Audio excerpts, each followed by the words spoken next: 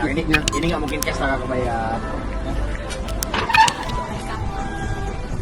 Syeda Dalun, rumah tangga penyanyi dangdut Lesti Kejora dan Rizky Bilar disorot. Meskipun belum ada pembicaraan perceraian, tetapi KDRT menimpa sang biduan sangat disayangkan. Lesti diduga dianiaya oleh sang suaminya Rizky Bilar. Beredar luas potret kondisi terkini pedangdut Lesti Kejora dengan leher yang dipasangi gips. Lesti Kejora kini tengah berjuang untuk sembuh setelah menjadi korban kekerasan dalam rumah tangga atau KDRT sang suami Rizky Bilar.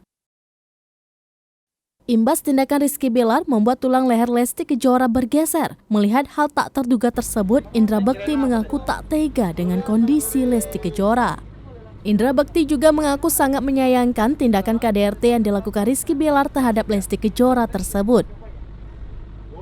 Menurut Indra Bekti, kejadian ini bukanlah sebuah settingan atau mencari sensasi saja, namun sudah tindakan yang sangat serius mengancam nyawa seseorang.